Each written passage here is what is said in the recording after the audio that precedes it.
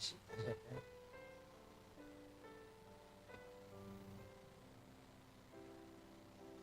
주 안에서 내 영혼 다시 태어나.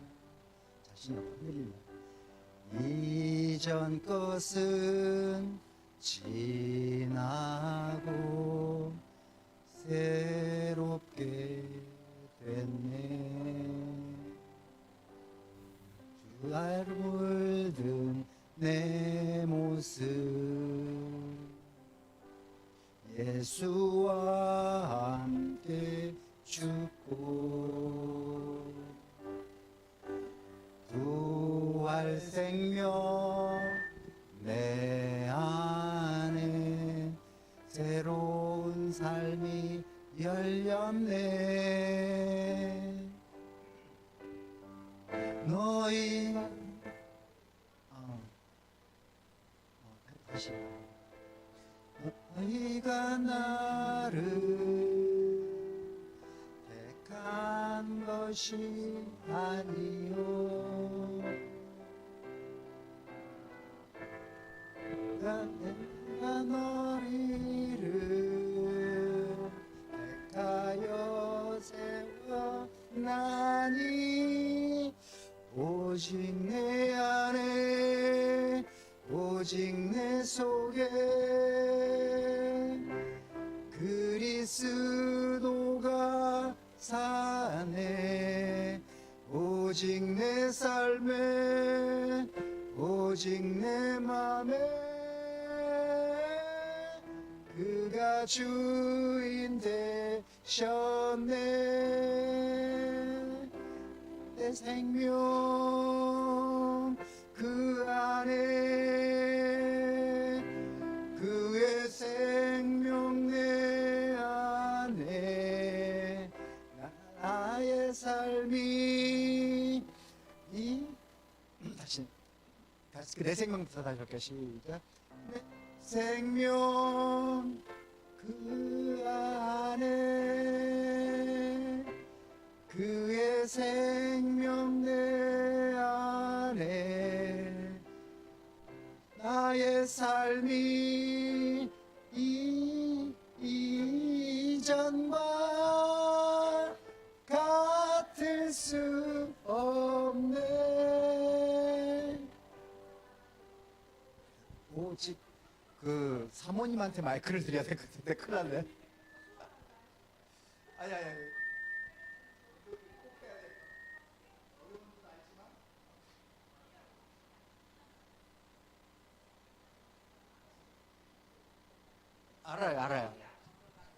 알아요. 이 노래는 듣기만 하세요. 제가 볼게요. 연습해 볼게요. 네? 네, 사모님하고 저하고 듣습니다.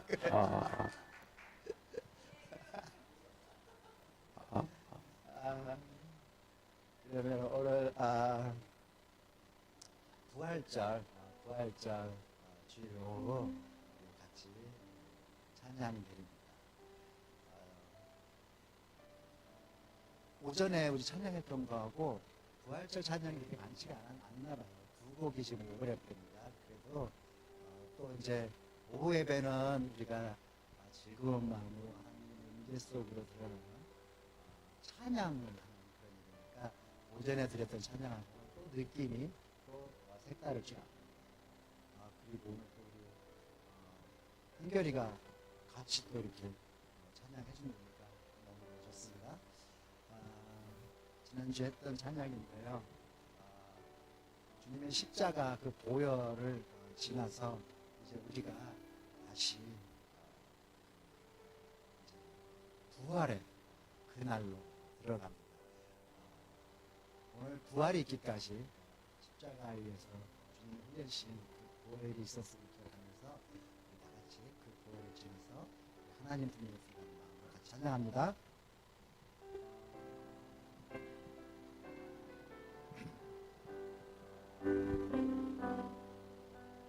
보혈을 지나 하나님 품으로 보혈 지나 아버지 품으로 보혈을 지나 하나님 품으로 한 걸음씩 나가네. 보혈을 지나 하나님 품으로 보혈을 지나 아버지 품으로 보혈을 지나 하나님 품으로 한 걸음씩 나가네. 존귀한 주 보혈이 내 영을 새롭게 하시네. 존귀한 주 보혈이 내 영을 새롭게 한 번 더 하겠습니다. 보혈을 지나 보혈을 지나 하나님 품으로 보혈을 지나 아버지 품으로 보혈을 지나 하나님 품으로 한 걸음씩 나가네. 다시 한번 보혈을 지납니다. 보혈을 지나 하나님 품으로 보혈을 지나 아버지 품으로 보혈을 지나 하나님 품으로 한 걸음씩 나가네. 존귀한 보혈이 존귀한 주 보혈이 내 영을 새롭게 하시네. 존귀한 주 보혈이 내 영을 새롭게 하네.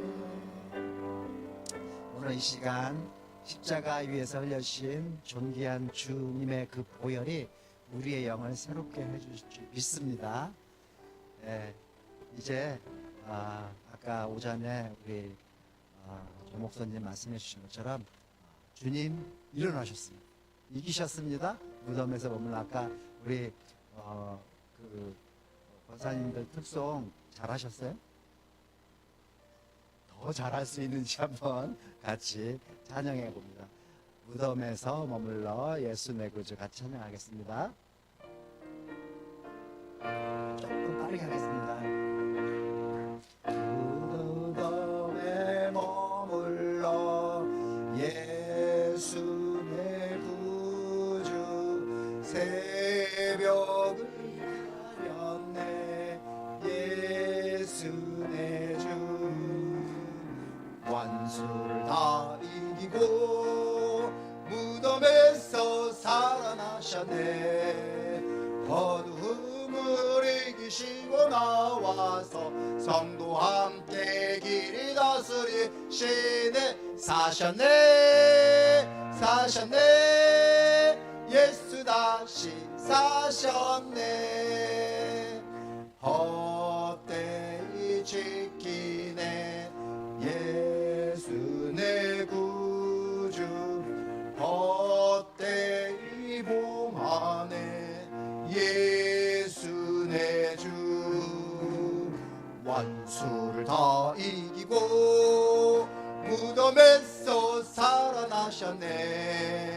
어둠을 이기시고 나와서 성도와 함께 길이 다스리시네. 사셨네 사셨네 다시 사셨네. 거기 못 가두네. 예수 내 구주 우리를 살리네. 예수 내 주 원수를 다 이기고 무덤에서 살아나셨네. 어둠을 이기시고 나와서 성도 함께 길을 다스리시네. 사셨네. 사셨네. 예수 다시 사셨네. 예, 다시 살아나신 주님을 찬양하는 박수. 예, 그럼 부활절 주일 그 찬양 예배 주신 하나님 말씀은 누가복음 24장이에요. 누가복음 24장 36절에서 43절까지입니다. 36절에서 43절까지 우리 같이 한번 합독합니다.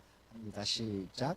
이 말을 할 때에 예수께서 친히 그들 가운데 서서 이르시되 너희에게 평강이 있을지어다 하시니 그들이 놀라고 무서워하여 그 보는 것을 영으로 생각하는지라.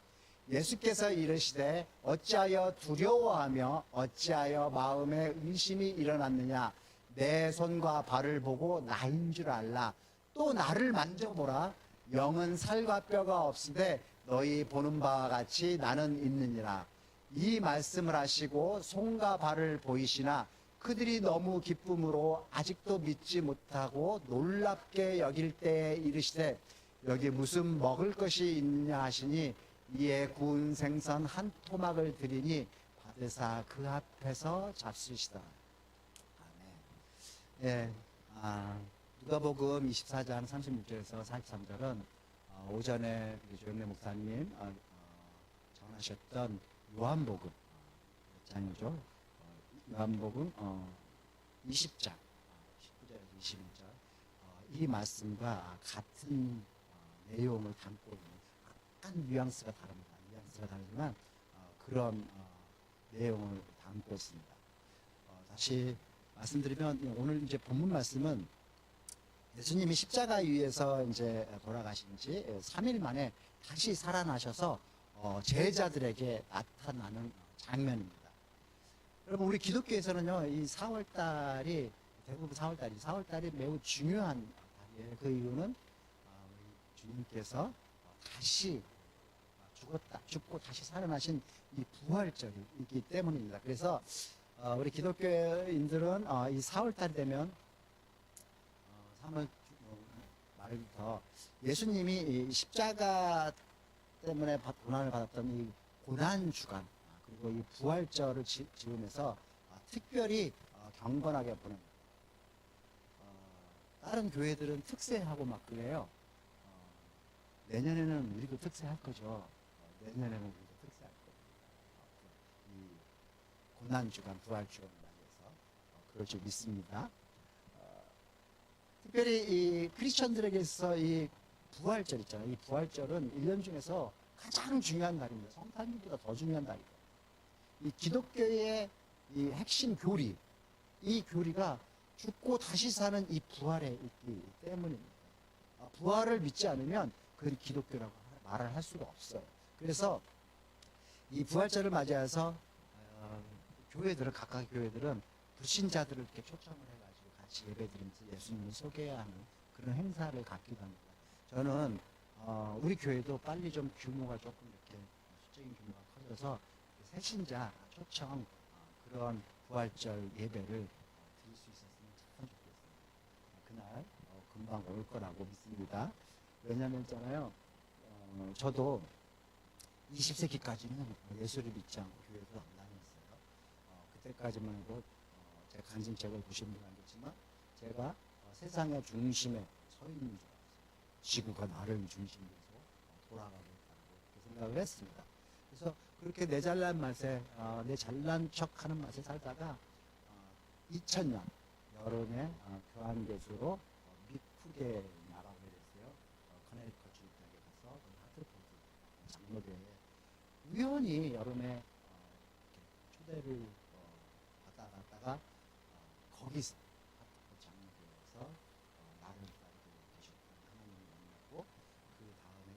2001년도 부활절 때 예수님의 인생의 주인으로 영접하고 세례를 받았습니다. 돌이켜보면은 그의 2001년도의 부활절이 제 인생에서 가장 중요한 날이었어요. 그날 저의 옛사람은 죽고 새 사람이 다시 살아난 제2의 생일날 같은 그런 날이기 때문입니다. 우리 기독교에서는 그걸 있잖아요. 거듭남, 본 어게인이라고 합니다. 부활이라고 얘기하죠. 거듭남, 부활. 이것은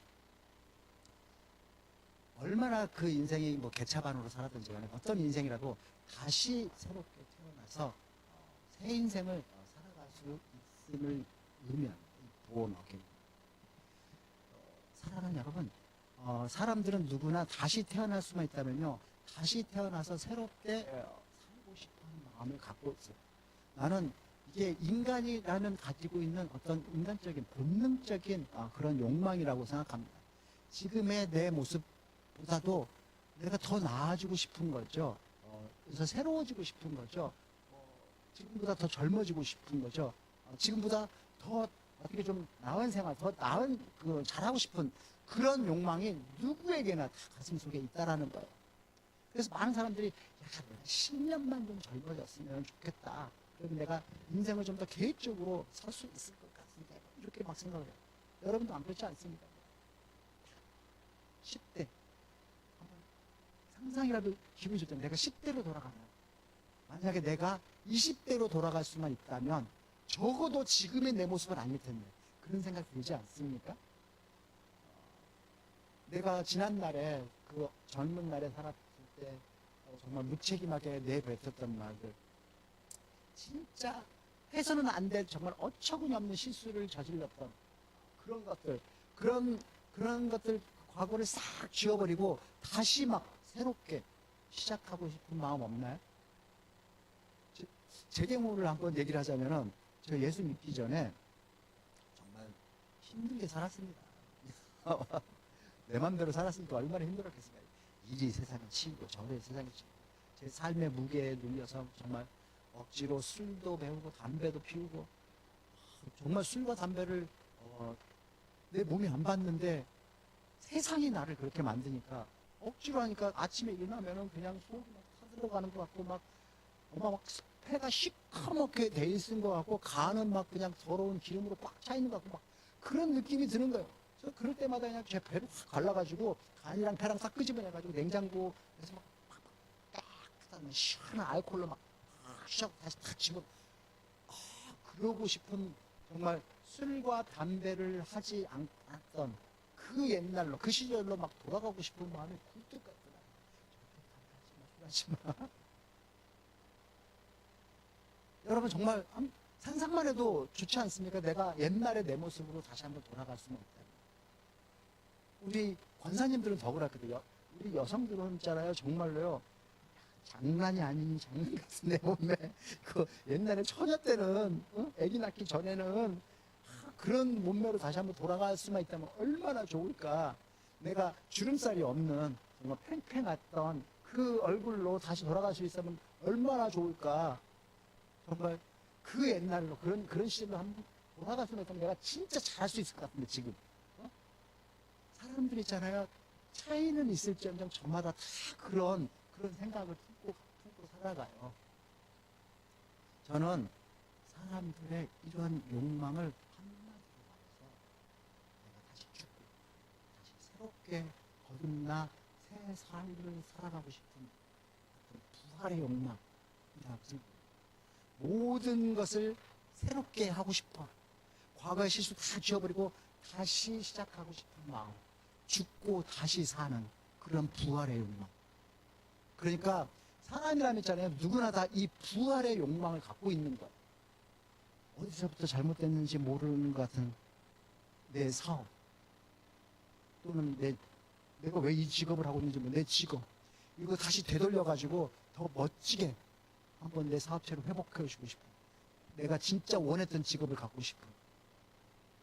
그런 마음.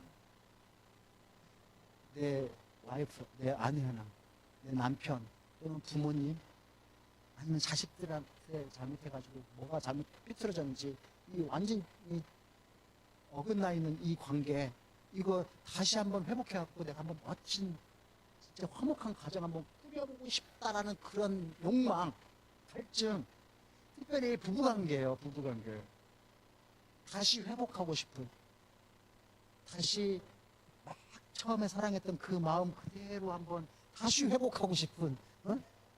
그 마음 한참 연애할 때 그 마음으로 되돌아가고 싶은 그런 더 잘하고 싶은 안타까운 마음, 이런 모든 것들을 한마디로 얘기하자면 이게 다 부활의 욕망, 부활의 목마름이라고 할 수 있어요. 그럼 어떻게 하면 우리가 이런 부활의 목마름, 죽고 다시 살고 싶은, 옛날 거 다 죽여버리고 다시 새롭게 살고 싶은 이 갈증을 해소할 수 있냐라는 거예요. 성경에 답이 있습니다. 성경은 그 답을 아주 간단하게 심플하게 한마디로 가르쳐 줍니다. 그게 요한복음 16장 25절 말씀. 그러니까 예수께서 이르시되 나는 부활이요 생명이니 나를 믿는 자는 죽어도 살겠다. 여러분, 예수님께서 이 인간들에 대한 이 부활의 욕망에 대한 이 목마름에 대한 그 질문의 대답을 뭐라 그러십니까? 내가 부활이다라고 말씀하시는데, 내가 부활이다고.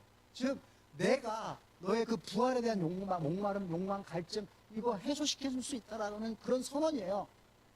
보세요, 여러분. 예수님께서 예수님 결코 나는 부활이었다 이렇게 말씀하시지 않으셨어요? 또는 나는 부활일 거야, 부활이 될 거야 이렇게 말씀하시지도 않으셨잖아요. 뭐랍니까? 현재형으로 말합니다. 나는 부활이다, 나는 부활이다. 그러니까 예수님은 우리가 예수님의 부활을 믿으면 우리도 그 부활의 삶을 살 수 있다고 말씀하십니다. 너 새 출발하고 싶어? 너 인생을 다시 한번 시작하고 싶은 그런 마음이 있어? 그렇다면 내 대답은 이거야. 내가 부활이야. 내가 너 안에서 부활해서 너의 삶이 되고 내가 너의 인생과 함께 하겠어. 그러면 너는 죽고 내가 사는 거야. 내가 죽고 다시 살아나는 그 부활의 삶, 그렇게 살 수 있어. 그래서 주님께서 나는 부활이야 이렇게 말씀하신 것입니다. 그래서 여러분, 고린도후서 5장 17절은 이렇게 말해요. 뭐랍니까? 그런즉 누구든지 그리스도 안에 있으면 새로운 피조물이라. 이전 것은 지나갔으니 보라 새 것이 되었다. 사랑하는 여러분, 우리가 이 부활의 주님을 만나면 우리 영혼이 다시 새롭게 태어나요. 그래서 우리가 부활의 주님을 꼭 만나야 되는 거예요. 부활의 주님을 만나면 이전 것은 지나가고 새로운 삶이 시작됩니다. 죄로 물들었던 내 모습은 예수와, 그 부활의 예수와 함께 죽고 부활 생명이 내 안에 들어와서 새로운 삶이 열립니다. 그리고 오직 내 안에 예수 그리스도만 살게 되는 것입니다. 오직 내 삶에, 오직 내 맘에 그분이 주인이 되십니다. 우리 인생이 거듭나는 born again이 되는 겁니다. born again. 그래서 우리가 이 찬양을 해야 되는 거예요. 아무리 어려워도 이 찬양을 해야 되는 거예요. 이 가사말 때문에 골랐고, 요즘 우리 캠퍼스 예배 아이들이 이거 부르거든요. 아이들이 부르는 게 좀 어렵게 들리지만 권사님들 이거 못 부르실 거예요. 저도 못 불러요. 아침에 내내 연습을 했는데 잘 안 돼요. 그런데도 한번 이렇게 불러보고자 하는 것은 우리 같이 연습해보자. 찬양 예배잖아요. 우리가 하나님 앞에 나올 때 우리가 잘 나가고 나오는 거 아니잖아요. 못난 모습 그대로, 우리 목소리 안 나오고 박자 틀린 목소리 그대로 찬양하는 거예요. 찬양을 했다고. 그래서 한번 해보겠어요. 부원하긴 특별히 가사말을 한번 내 것으로 만들어서 입을 껌뻑껌뻑 하셔도 좋습니다. 목소리 안 내셔도 좋습니다. 왜냐하면 사모님이 내주실 거기 때문에. 같이 한번 born again, 거듭남, 부활 같이 한번 불러봅니다. 불러주십시오.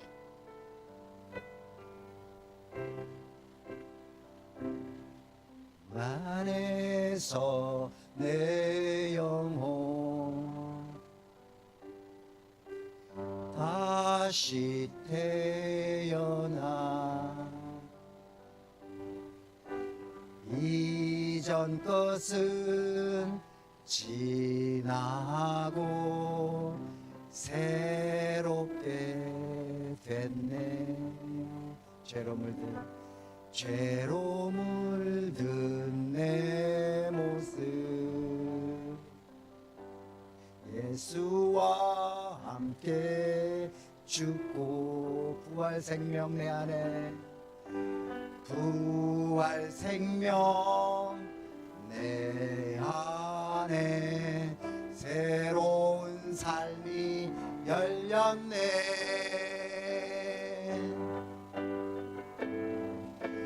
너희가 나를 택한 것이 아니요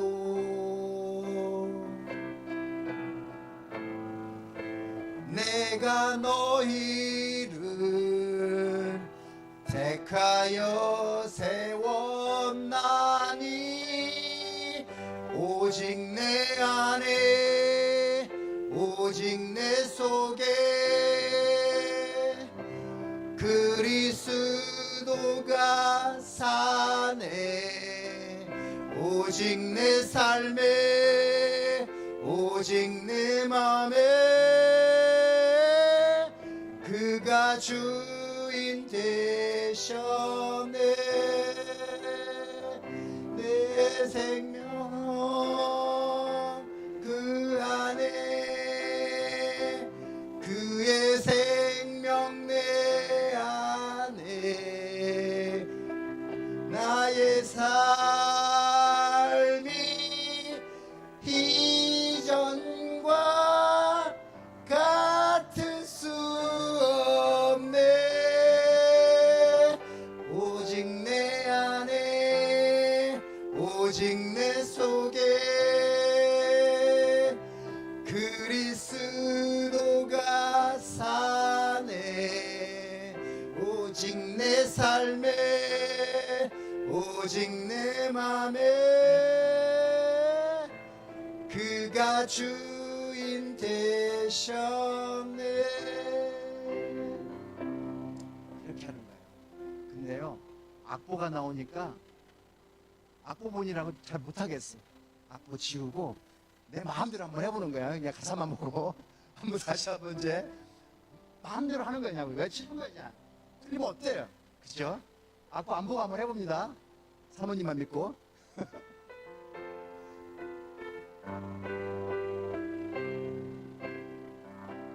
주 안에서 내 영혼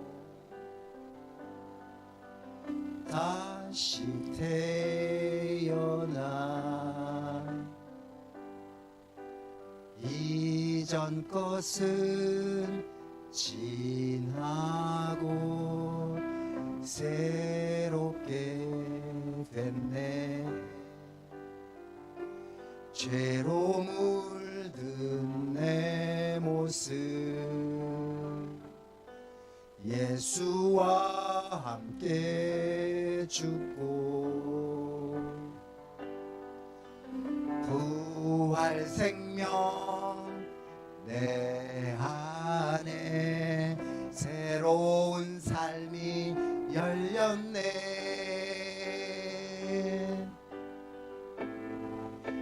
너희가 나를 택한 것이 아니요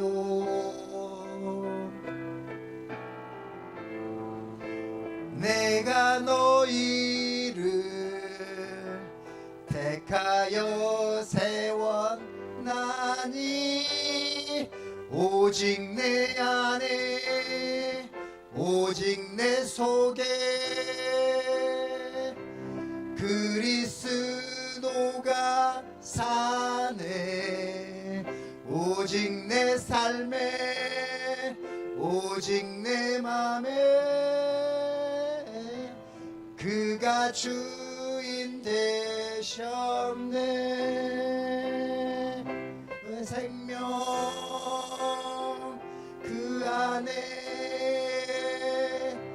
그의 안에 나의 삶이 이전과 같을 수 없네. 오직 내 안에 오직 내 속에 그리스도가 사네. 오직 내 삶에 오직 내 맘에 그가 주인 되셨네. 오직 내 삶에 오직 여러분의 마음속에 그분이 주인 되는 그런 삶, 그런 부활의 생명의 삶을 살아가실 수 있기를 축복합니다. 자, 문제는 이거예요. 그렇다면 여러분, 우리가 어떻게 해야지 이 부활의 소망, 이 부활의 믿음을 가지고 살아갈 수 있냐? 어떻게 해야 우리가 이 부활의 믿음을 가질 수 있냐? 어떻게 하면 이 정말 죽어버리고 죽었는데 다시 살아나는 이 거짓말 같은 현대 과학으로는 도저히 설명될 수 없는, 그래서 믿을 수가 참 힘든 이 부활을 어떻게 믿을 수 있냐라는 거예요. 어떻게 하면 부활하신 그 예수님을, 분명히 죽으셨는데 무덤에서 다시 살아나셨다는 이 부활의 주님을 우리가 믿을 수 있냐라는 거예요. 사실 우리가 성경을 보면요, 이 부활의 증거가 많이 있거든요.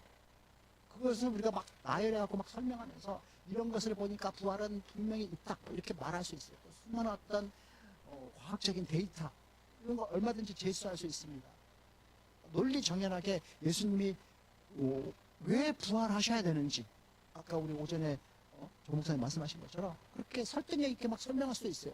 하지만 논리가 정연하고 증거가 확실하다고 해서 그래서 그것 때문에 부활을 믿는 사람은요 거의 없어요. 부활을 믿는 것은요, 이건 완전히 차원이 다른 이야기라는 거예요. 여러분 중에서 주님이 십자가에서 죽어갖고 무덤에 있다가 사흘 만에 다시 이렇게 살아났다라는 어떤 논리적인, 정말 그게 그 말이 설득력이 있어가지고 그거 믿게 된 사람이 있습니까? 부활의 증거가 확실해서 그렇게 믿게 된 사람이 있냐고요. 사실요, 우리 크리스천들은, 진짜 크리스천들은요, 이 부활이요 믿어지니까 믿어져서 믿는 거예요. 그러니까 만약 여러분들, 여러분들 중에서 부활이 믿겨진다, 정말로 나는 부활을 믿는다, 이 믿겨지면요, 그 자체가 과학적으로 설명될 수 없는 기적입니다. 사랑하냐고. 도대체 우리가 그럼 그렇게 믿겨지니까 믿겨지는데 도대체 어떻게 해야지 믿겨지냐고요? 어떻게 해야지 믿겨져서 믿냐고요? 저는요, 무엇보다도 우리가 이 십자가를 바라보는 것이 너무너무나 중요하다고 생각합니다. 십자가를 그냥 이렇게 바라보는 게 아니라요, 저 십자가 위에서 나를 위해서 손과 발에 대못이 박힌, 옆구리가 창에 찔리신 그 십자가에서 그렇게 손과 발, 옆구리 찔리신 그 주님의 그 상처 자국을 우리가 봐야 됩니다. 이 예수님의 상처를 보는 거, 이게 부활의 믿음을 가지려면 우리가 그 상처를 봐야 되는 거예요. 이게 뭔 말이냐면요, 아까 우리가 읽었던 본문 말씀이 있지 않습니까? 이 본문을 보면은 예수님이 부활하시는 제자들을 찾아가십니다. 본문 36절에 보면 뭐라 합니까? 제자들이 서로 이렇게 말을 하고 있는데 갑자기 예수님께서 짠 나타나신 거예요. 갑자기 나타나신 거예요. 이거 과학적으로 설명할 수 있습니다. 공간 이동 뭐 이래가면서 짠 나타나는 거예요. 나타나셔가지고 뭐라 하십니까? 너희에게 평강이 있어. 이렇게 말씀하시고 나타나요. 지금 아까 보신 것처럼 상황이 유대인들한테 지금 막 쫓겨갖고 잡히면 죽을까봐 문 꼭꼭 닫아놓고 지금 숨어있는 상태거든요. 그런데 그 가운데 갑자기 예수님의 문 다 닫아놨는데 샥 나타나시고, 얼마나 놀랬냐. 놀랬다 해서 제자들 놀랬어요. 놀래기는 그냥 무서웠을 거예요. 갑자기 죽었던 분이 쫙 나타났으니 얼마나 무섭겠어요. 얼마나 두려웠겠어요. 그래서 갑자기 딱 나타나니까 제자들이 오늘 보니까 뭐래요? 귀신인 줄 알아요. 귀신인 줄. 이게 영인 줄 아는 거예요. 실체가 아니라 영을 본 것 같은, 그렇게 씁니다. 그래서 본문 39절, 오늘 읽었던 본문 39절에 보면은 주님께서 그렇게 막 놀래고, 이게 귀신 아닌가? 영을 본 것 같은 그런 제자들에게 내 손과 발을 보고 나인 줄 알아요. 내 손에와 발에 나 있는 이 상처 자국, 대못 자국을 보고 나인 줄 알라라고 말씀하십니다. 이게 뭔 말입니까? 상처 자국을 보라는 거예요. 그리고 나를 믿으라는 겁니다. 상처 자국을 보고 내가 죽었다 다시 살아난 것을 믿으라는 거예요. 그래서 우리가 여러분 이 예수님의 상처 자국을 보는 게 너무너무나 중요합니다. 왜냐하면 그 십자가 위에서 예수님이 생긴 그 상처 자국이 무엇의 증거입니까? 그 예수님이 나를 사랑한 증거가 이 십자가 위에서 받은 상처 자국 아니에요? 그 십자가가 나를 향한 사랑의 증거 아니냐고. 예수님이 나의 죄를 대신해서 십자가를 지셨기 때문에 우리가 주님의 손과 발의 그 상처 자국, 그 십자가, 저 십자가를 바라보는 것이 너무너무나 중요하다는 것입니다. 아까 우리 오전에 봤던 그 같은 내용이다. 요한복음에 보면은 그 뒤에 도마가 나와요. 도마는 그때 지금 이 장면에 없었거든요. 나중에 주님이 왔어 그러니까 이 도마가 뭐라 그러냐면요. 나는 못 믿는다 니들. 내가 직접 주님이 오셨을 때 예수님의 그 상처 구멍난 거기다 내가 내 손을 집어넣어 봐야지 내가 믿는다. 조건을 딱 겁니다. 나는 이렇게 해야지 믿을 수 있다. 조건을 거예요. 그런데 뒤에 또 나타나시잖아요. 또 나타났고 또 평강을 하시고 내 상처 자국을 딱 보여줘요. 딱 보여주니까 도마가 어떻게 했어요? 그래요? 한번 넣어봅시다. 딱 넣었어요? 아니요, 안 넣었어요. 넣고 만져봐야 믿겠다고 해놓고 안 넣었어요. 도마가 뭐라 그랬어요? 주님이 상처 자국을 딱 보자마자 바로 파고 꼬라집니다. 주님이십니다. 나의 하나님이십니다. 이 고백이 그냥 상처 자국이 그냥 나오는 거예요. 주님의 상처 자국을 보는 순간 우리의 이 알량한 이 통박 뚫려가지고 하나님을 판단하고 믿음의 조건으로 막 제시했던 거 있잖아요. 손가락 넣어봐야지 내가 믿나. 이런 거 전부 다 없어진다. 우리가 십자가를 바라보고 주님의 상처 자국을 보는 것이 그래서 우리의 믿음이 바로 서고 공고히 하는 것은 너무너무 중요하다는 말씀입니다. 이런 예화가 있어요. 언젠가 한번 말씀드렸던 너무나 유명한 예화 같은데 엄마가 얼굴에 화상자국이 너무 막 심하게 있는 거예요. 얼마나 흉측한 화상자국. 딸이 그러면 엄마 얼굴이 너무 막 윙그러져 있고 너무 부끄럽게 생긴 거예요. 그래서 엄마가 어렸을 때 추억부터 학교 같이 가는 거를 싫어했단 말이에요. 부끄럽고 창피해서. 학교에서 뭐 이렇게 오라고 가정통신문 나와도 그거 숨겨버리고 찢어버리고 그 얼굴이 일그러져 있는 화상자국으로 일그러져 있는 그 엄마랑 어디 가는 거를 끔찍히도 싫어했던 딸이었어요. 그만큼 그 엄마의 얼굴이랑 흉터를 싫어했단 말이에요. 근데 나중에 커서 우리 한결이만한 나이가 돼서 알게 됐어요. 그 화상자국 자기가 갓난 애기였을 때 집에 큰 불이 나서 애기가 죽게 생겨서 밖에 있던 엄마가 그 애기 살리겠다고 뛰어들어와가지고 애기 확 이렇게 하고 그리고 불길을 뛰쳐나오다가 얼굴에 그 상처를 그렇게 입게 되었다는 사실을 알게 된 거. 그 사실을 알게 된 한결이 그 딸이 어떻게 됐다고? 그때부터는 그 히스토리를 알고 나서부터는 이 딸이 그 엄마의 일그러진 그 상처 자국 그 흉터가 더 이상 흉측하게 안 보이는 거예요. 흉측하게 아니라 저 흉터가 나를 살려내기 위해선 어머니의 사랑의 징표로 보이는 거죠. 그래서 사람들에게 자랑하는 거예요. 우리 엄마의 흉터, 나를 살리기 위해서 생긴 흉터라고 자랑하는 거예요. 그래서 우리 크리스천들이 예수 그리스도의 그 끔찍한 손과 발에 여기 옆구리에 찔린 그런 흉측한 상처, 이게 어떤 상처였는지를 아는 게 너무 중요한 거예요. 그거 알게 되면 그 끔찍한 사형틀이었던 저 십자가를 볼 때마다 나를 향한 하나님의 사랑이 느껴지는 거죠. 그 사랑이 절절하게 가슴에 와닿는 거예요. 그리고 그 사랑이 느껴지면 우리는 믿음의 조건으로 걸었던 모든 것들 다 내려놓고 하나님, 나의 하나님, 하나님을 믿기 위해서 하나님하고 신랑이 벌였던 그런 것들 다 내려놓고 도마가 그랬던 것처럼 팍 엎어지는 거, 꼬꾸라지는 거지. 그리고 나의 주님이십니다. 나의 하나님이십니다. 이 믿음을 갖게 된다. 그래서 여러분, 우리가 십자가 위에 매달려 계신 그 주님을 바라보는 거, 이게 너무 중요한 거예요.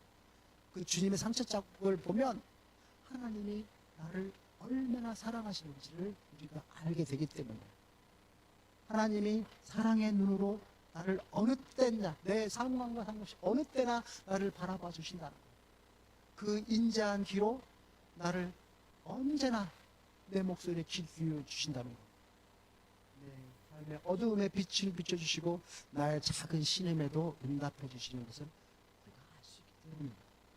그래서 우리가 삶이 어디에 있든지 간에, 우리 상황이 어떠하든지 간에, 어느 곳에 있든지 십자가를 향하고 주님만 주만 바라보지. 같이 한번 찬양할게요.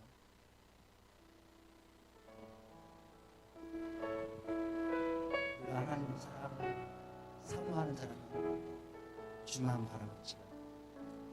하나님의 사랑을 사모하는 자, 하나님의 평안을 바라보는 자, 너의 모든 것 창조하신 우리 주님이 너를 얼마나 사랑하시는지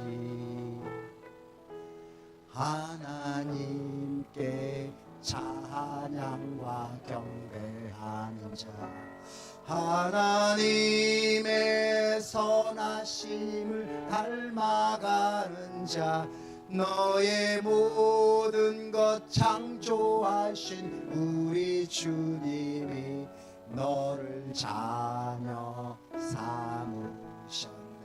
하나님 사랑의 눈으로, 하나님 사랑의 눈으로 너를 어느 때나 바라보시고, 하나님 인자한 귀로서 언제나 너에게 기울이시니 어두움에 밝은 빛을 비춰주시고 너의 적은 신음에도 응답하시니 너는 어느 곳에 있든지 주를 향하고 주만 바라볼지라. 하나님 사랑의 눈으로 너를 어느 때나 바라보시고 하나님 인자한 귀로서 언제나 너에게 기울이시니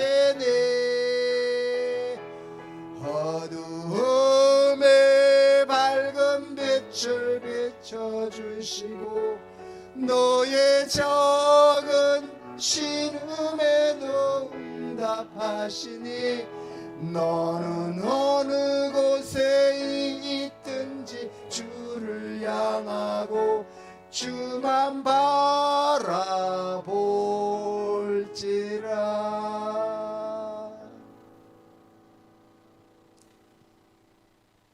우리가 주만 바라볼 때, 주님의 그 상처를 바라볼 때 이 부활의 믿음을 가질 수 있어요.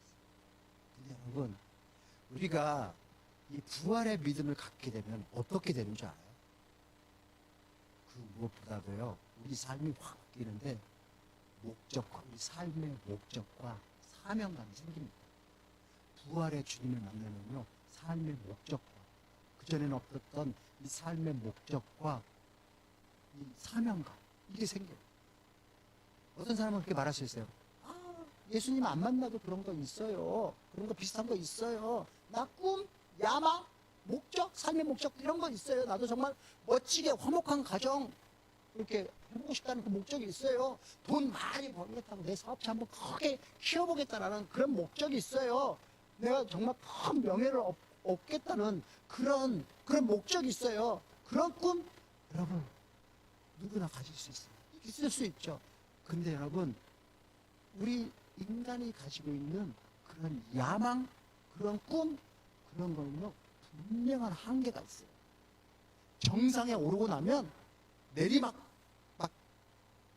내리막길을 기다릴 수밖에 없는 그게 그 목적이 굉장히 순간적이에요. 그리고 그게 되게 허망하고 허전합니다. 정권을 잡고 대통령이 되든 천년 만년 갑니까? 5년 가는 거예요. 대기업의 어떤 말단 사업부 잡고 CEO가 되든지 갑니다.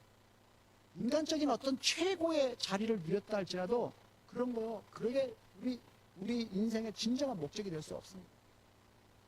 우리 대학 총장들 보면요 그래요. 그런 거 보면 진짜 역대 대학 총장들이 어떻게 총장이 됐고 총장 끝나고 나니까 어떻게 됐는지 제가 그래서 총장 안 하는 거예요. 충분히 아주 잘하는 거예요. 근데 여러분 인간은 그런데요. 부활의 주님을 만나면요 새로운 사명이 생기고 진짜 목적이 이끄는 삶이 됩니다. 오늘 본문에 보니까 예수님께서 제자들에게 나타나서 뭐라 그랬다고요? 너희에게 평강이 있을지어다 이렇게 말씀하십니다. 그러고 나서 아까 우리 오전에 봤던 본문 말씀에 보면요 평강이 있을지어다 그러고 그 다음에 한마디 더 붙이세요. 뭐라고 붙여주세요? 아버지께서 나를 보내신 것 같이 나도 너희를 보낸다. 오전에 봤죠 그 말씀. 이렇게 말씀하십니다. 나도 너희를 보낸다. 여기서 보낸다라는 것이 미션이에요. 사명입니다. 이 사명감을 우리에게 주시고 파송하시는 거예요. 그래서 여러분 부활의 그 주님을 우리가 만나게 되잖아요. 그러면은 그 사명, 그 목적이 이끄는 삶을 우리가 살게 되는 거예요. 하나님이 나를 사용하시기를 원하시는구나. 나 한번 들어서 쓰기를 원하시는구나. 야, 하나님이 그렇게 나를 어떻게 쓰실지 하는지 그 꿈이 막 생각나는 그 꿈이 이제 막 시작되는 거예요. 내가 하나님이 나에게 주셨던 그 사명, 너 캠퍼스 수혜배를 한번 키워. 그 일에 위해서 한번 쓰임받기 위해서 그런 삶을 살아가게 되는 거예요. 총장 포기하고 이제 삶의 목표가 생깁니다. 그전에는 전혀 생각지도 못했다. 내 인생을 어떻게 살아가야겠다라는 어떤 인생의 나침판이 딱 명확하게 생깁니다. 내가 단 하루를 살아도 보람있게 막 살고 싶어지고요. 1분의 1초도 주님께 쓰임받는 그런 삶, 그런 사명감, 그런 목적, 그런 것들이 이끄는 그런 삶을 살아가면서 너무너무 신나는 거야. 너무너무 기뻐지는 거야. 그것 때문에 행복해지는 거야. 애들이 막 모여가지고 막 찬양하고 막 그러면 막 동영상을 막 찍어. 여러분들 우리 꽃 보면 꽃 동영상 찍듯이 너무너무 좋은 거예요. 애들이 막 모여갖고 찬양하는 게 좋은 거예요. 그래서 부활의 예수를 믿다면 내 인생이 막 잖아요. 행복해지고 보람찬 어떤 사명이 있는 목적이 이끄는 그런 삶으로 가는 겁니다. 그래서 오전에 우리 주목사님 말씀하신 것처럼 부활의 예수님을 만나게 되면요 그 삶에 평강의 삶이 주어집니다. 평강의 삶. 오늘 주님도 그렇게 얘기하시잖아요. 너희에게 평강이 있을지어다. 평강. peace. 너희에게 평강이 있을지어다. 이렇게 말하면요 또 딴지 걸고 싶어하는 사람들이 그렇게 예수를 믿는 것 같고 평강하고 뭐 그렇게 무슨 상관관계가 있어. 예수 안 믿어도 나 평강할 수 있어. 이렇게 말하는 그런 사람이 있어요. 또는 반대로 나 예수 믿은 지 진짜 오래됐거든. 나 모태신앙으로 지금까지 예수 믿었는데도 나 내 삶에 왜 이렇게 고민거리가 많아? 내 삶에 왜 이렇게 걱정거리가 많아? 나 평강하지 않아. 나 정말로 예수 만났는데. 이렇게 말하는 사람도 있을 수 있어요. 이런 사람들은요 무지한 거예요. 왜냐면은 지금 부활의 주님이 말씀하시는 너에게 평강이 있을지어다. peace. 이게 있잖아요. 여기서 말하는 평강하고 지금 그런 사람들이 말하는 평강하고는 이게 좀 격이 안 맞는 거예요. 좀 뭔가 다 다른 거예요. 지금 그 의미가 아니거든요. 성경에서 말하는 평강을 깨는 그 주 요인, 원수, 우리 마음, 우리 삶의 내 인생 평강을 깨는 주 요인, 그게 뭡니까? 죽음이에요. 사망이에요. 사망이 우리를 두렵게 만든 거예요. 죽는 게 두려운, 우리 인간에 있어서 가장 두려운 적은 죽음이에요. 안 죽으려고 발버둥 칩니다. 그러니까 우리의 마지막 원수, 성경이 말하는 인간의 마지막 원수, 우리의 마지막 원수가 뭡니까? 사망입니다. 사망. 왜냐하면 모든 사람들은, 우리는 모두가 다 죽음과 마주할 수밖에 없잖아요. 죽음 앞에서는 어쩔 수 없이 벌벌벌 떠는 거예요. 평강을 잃어버릴 수밖에 없는 거예요. 그런 존재들인 거예요. 인간들에게 있어서 인간들의 평강을 깨는 가장 큰 핵심 요인은 죽음이에요. 그 죽음의 권세요. 그 사망의 권세. 그게 가장 두려운 거예요. 그런데 부활하신 주님, 부활의 주님은 그 죽음의 권세, 사망의 권세를 박살내셨어요. 박살내시고 오셔가지고 제자들에게 뭐라 그럽니까? 평강이 너희에게 있을지. 내가 너희들의 그 벌벌 떨게 했던, 너희들의 평강을 잃게 했던 그 죽음의 권세, 사망의 권세를 짓밟고 이겼노라. 이제 너희에게 평강이 있을지. 이게 뭔 말입니까? 너희들 죽음 앞에서 이제 당당해질 수 있다. 너희들 죽음 앞에서 당당해질 수 있다는 뜻이에요. 더 이상 죽음이, 사망이 너희를 어찌하소까. 죽음도 사망도 나를 어찌할 수 없는 그런 사람이 될 수 있다라는 거예요. 제가 그래서 예수 믿고 가장 제가 목사가 되고 가장 좋았던 거는 베네딕션, 애들한테 축복 기도해 줄 수 있는 어떤 자격증, 라이센스를 받았던 그 제도더라고요. 예수 믿고, 맨 처음에 예수 믿고 나서 가장 좋았던 게 이거. 이제 죽어도 괜찮겠다. 죽음이 더 이상 두렵지 않은가. 그게 너무 좋더라고요. 사람들이 막 죽기 전에 막 조금이라도 더 살라고 막 별별 발버둥 치고 막 그러지, 안 죽어 보려고 막 그러잖아요. 그런데 딱 예수님이 내 안에 있고 막 부활의 주님이 내 안에 있고 이렇게 되니까 언제 죽어도 괜찮을 것 같은 거예요. 언제 죽어도 기쁘게 하나님 아버지 큰 집으로 들어가겠다. 그래서 그 스테반이 죽을 때 그 밝았던 그 얼굴이 이해가 되더라고. 인간적인 눈으로 볼 때는 비참한 죽음이지만 영적인 눈으로 보면 그것처럼 영광스러운 죽음이 그렇지 않아. 그래서 우리 그 기독교 가족들이 장례식장에서 박수 치면서 즐겁게 나가면서 노예를 축복해주고 그러잖아요. 드디어 하나님 나라 입성하니까 인간적으로는 조금 섭섭하지만 그거 축복해. 난 그게 너무 좋더라고. 기독교 문화에 있어서. 사람은 정말 죽음이 싫은 거예요.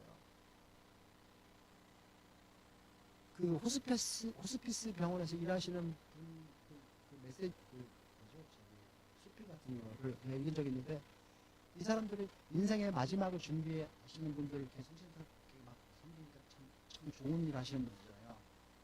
그리고 진짜 헌신적이시더라고요. 어떻게 가족도 아니고 저렇게 해줄 수도 있을까? 또 뭐 좀 다듬으시고 할 수 있을까? 참 저런 거는 정말 아무나 할 수 없다. 진짜 어떤 은사가 있어야 되는구나. 그런 생각이 들더라고요. 그런데 그 어떤 사명감 가지고 그 일을 시작하셨을 거 아니에요. 돈 때문만은 못하겠더라고요. 그랬을 텐데 그렇게 사명감 갖고 일을 하셨으면서도 많은 분들이 그 중간에 더 나 일을 못하겠다, 그만두기를 원하시는 분들이 되게 많대요. 왜냐하면 막 몸으로 봉사하고 이런 것까지 되는데 죽음이 매일 죽음이 되니까 이게 싫은 거예요. 그런 상황이 싫은 거예요. 자꾸만 그 죽음이 눈앞에 어른어른 거리니까 이게 내일과 맞아, 이게 싫은 거예요. 그래서 봉사하고 뭐 이렇게 다른 봉사 이거는 싫다. 그래서 다른 곳을 옮기고 싶어 하는 거. 그런 것을 보면 정말로 우리 인간의 마지막적인 죽음, 사망이에요. 이게 맞는 말이에요. 그랬었잖아요. 우리도 살아가는 날보다, 제가 아까 제 친구들 지난주에 환갑 여행 갔더니 환갑 여행 나만 빼고 환갑 여행 갔어요. 근데 걔는 왜 그거 갔어요? 자기는 그 살아있다고 난리지. 중년의 위기라는 말이에요. 중년의 위기. 중년의 위기가 뭐냐면은 이 중년의 위기는 이제 내가 살아온 날보다 이제 살 날이 얼마 더 짧구나. 이거 깨닫는 게 중년의 위기래요. 그거 깨닫고 나면 있잖아요. 나 아직 살아있어. 나 아직 살아있어. 이거 증명하기 위해서 별별 짓들은 다 안 돼요. 그게 중년의 위기라는 거예요. 그 얘기를 딱 듣고 난 다음에 홍정찬 교수님이 생각나요. 홍정찬 교수님. 홍정찬 장로가 우리 또 있습니다. 생활학과 암 진단다가 되게 조그맣고 이제 고대 선배고. 근데 이분이 암 수술을 한 거예요. 암 수술을 하고 나서 그리고 이제 뭐 키모 받고 하셨겠죠. 그리고 참 검소하게 살았던 이분이 파란 스포츠카를 타고 나타나고요. 학교에. 노란 스포츠카를 타고 나타나고요. 누가 봐도 눈에 탁이요.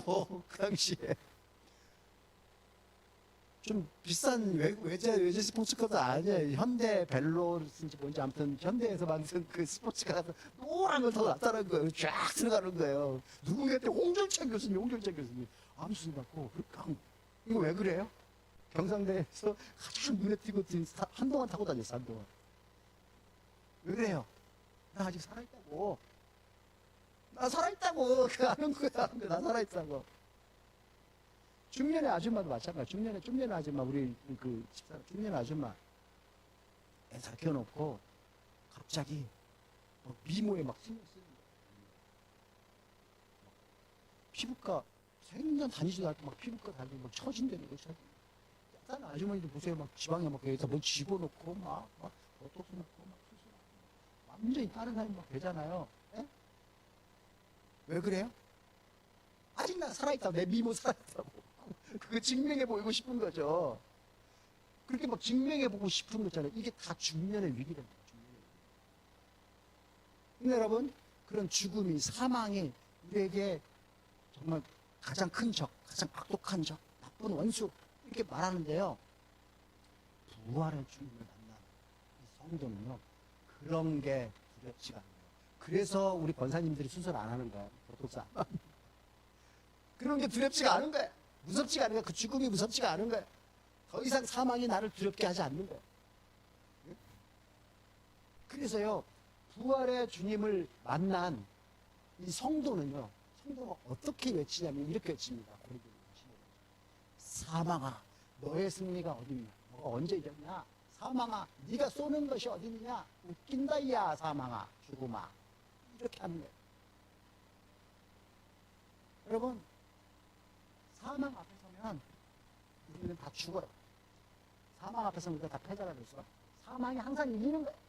마지막 원수, 사망이 쏘는 그 화살에 맞으면 우리 전부 다 죽어요. 그래서 사람들이 벌벌벌 떠는 거예요. 그런데 예수를 믿고, 부활의 예수를 믿고, 피스, 너에게 평강이 있을 줄 알아. 그 피스를 딱 가지면, 사망아, 네가 이기는 게 뭔데? 어디 있는데? 너가 이기는 게 뭘까? 어디 있는데? 사망아, 오늘도 나에게 화살 쏘아갖고 넘겨뜨린다고? 웃기는 소리 하지 마. 너는 절대로 그럴 수 없어. 그렇게 되고, 그런 사람이 된다라는 거예요. 왜냐? 죽음을 이기시고, 사망 권세 이기시고, 부활의 첫 열매이신 예수님 제자들에게 주셔서 피스, 샬롬, 평강이 너에게 있을지어다. 주신 그 평강으로 말미암아서 우리가 정말 가장 극복한 원수인 그 사망을 이기고 지상 최고의 복을 주시는 그 하늘나라 국민으로 들어가는 그런 축복받는 자가 될 수 있기 때문에, 그래서 예수 믿으면 사망 앞에서 건강해지고 부활의 소망을 가지고, 나도 다시 우리가 신앙 고백, 사도신 분들 신앙 고백, 나도 몸이 다시 사는 그런 부활의 소망을 가지고 새 삶을 살아가는 그런 사람이 될 수 있다는, 그런 성도가 될 수 있다는. 그러니까 여러분, 다시 한번 시작하고 싶습니까? 지우고 싶은 과거 있으세요? 실패했던 그것들, 실수했던 것들, 뭐 이런 거 다 지울 수 있다면 다 지워버리고 다시 한번 새 출발하고 싶었어요? 방법이 있습니다. 어떤 방법이요? 십자가 앞으로 가십시오. 십자가 앞으로 와서 그분의 상처 보고 그 부활의 믿음 가지면 그분이 나를 위해서 기꺼이 감당했던 그 십자가, 그 상처, 그 보시면, 그러면 여러분, 우리도 부활의 주님처럼 죽고 다시 살 수 있습니다. 사람 죽이고 새로운 인생은 새롭게 출발할 수 있습니다. 세상을 두려워하지 않고 당당하게 살아갈 수 있습니다. 저는 여러분 모두가 다 그렇게 죽고 다시 사는 이 부활의 주님의 그 삶을 살아가실 수 있습니다. 부활절을 맞이해서 주님의 이름으로 축복합니다. 우리 같이 아까 같이 마지막으로 찬양했던 우전 예배 찬양했던 살아계신 주, 이거 같이 찬양하고 잠깐 기도할게요. 이거 살아계신 주 정말로 기쁘게 빠르게 박수 치면서 하는 겁니다. 예.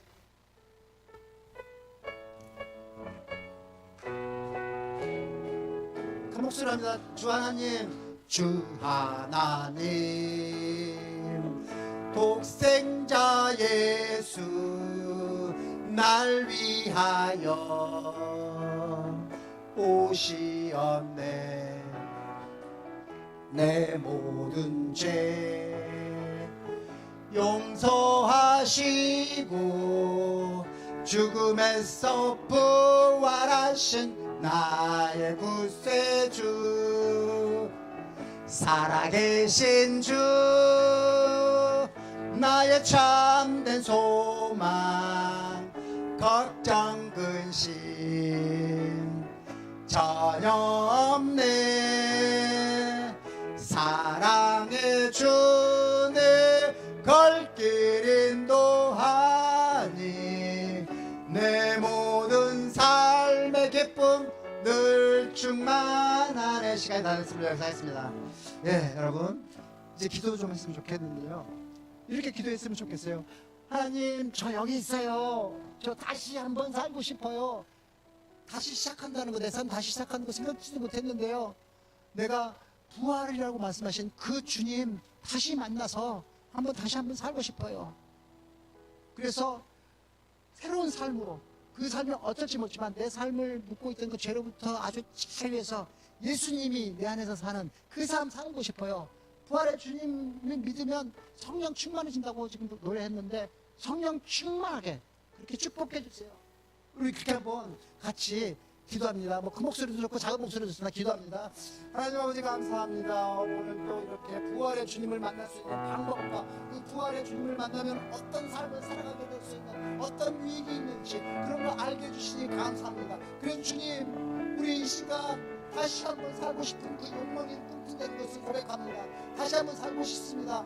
주님이, 예수님이 내 안에 들어와서 살아가는 그 삶, 그 새로운 삶의 목적과 사명이 이끌어가는 그 삶, 주님, 우리가 한번 살아가고 싶습니다. 주님, 우리가 그 삶을 살아갈 수 있도록 인도해 주시옵소서. 저희 부족합니다. 나의 부족함 이 시간에 고백합니다. 나의 죄도 고백합니다. 제가 그렇지만 내 부족함과 나의 죄가 있음에도 불구하고 내가 어디에 있든지 간에 이제 제 몸의 방향을 십자가가 있는 방향으로 들고 십자가 위에서 나를 위해서 모든 피와 눈물을 흘렸던 주님의 그 상처를 보겠습니다. 그 상처를 보고 다시 일어나는 그 주님의 부활의 그 주님을 내 마음속에 받아들이겠습니다. 이제 내 그때 주를 위해서 십자가 예수로 하신 그 예수님의 상처, 나를 위해서 그렇게 모든 것을 다 주셨던 그 하나님의 천절한 그 사랑을 받는 성도로서의 삶을 살아가겠습니다. 주님, 이제 예수님을 내 인생의 주인 되시는 그 주님으로 받아들입니다. 들어와 주시옵소서. 이제 그래서 주님이 주시는 그 목적, 사명이 이끄는 삶을 살아가게 해 주시옵소서. 평강의 삶을 살아가게 해 주십시오. 죽음도 나를 어찌할 수 없는, 죽음도 세상이 나를 어찌할 수 없는 그런 그리스도인, 그런 하나님의 백성으로 살아가게 해 주시옵소서. 세상을 살아가게 해 주시옵소서. 주님 믿을 수 있도록 그렇게 해 주시옵소서. 내 모든 삶을 충만하게 해 주시옵소서. 이 모든 기도의 말씀을 우리 주 예수 그리스도 이름으로 기도드립니다. 그럼 우리 다 같이 주기도문으로 오늘 찬양을 마칩니다. 주기도문합니다. 하늘에 계신 우리 아버지, 아버지의 이름을 거룩하게 하시며 아버지의 나라가 오게 하시며 아버지의 뜻이 하늘에서와 같이 땅에서도 이루어지게 하소서. 오늘 우리에게 일용할 양식을 주시고 우리가 우리에게 잘못한 사람을 용서하여 준 것 같이 우리를 죄를 용서하여 주시고 우리를 시험에 빠지지 않게 하시고 악에서 구하소서. 나라와 권능과 영광이 영원히 아버지의 것입니다. 아멘.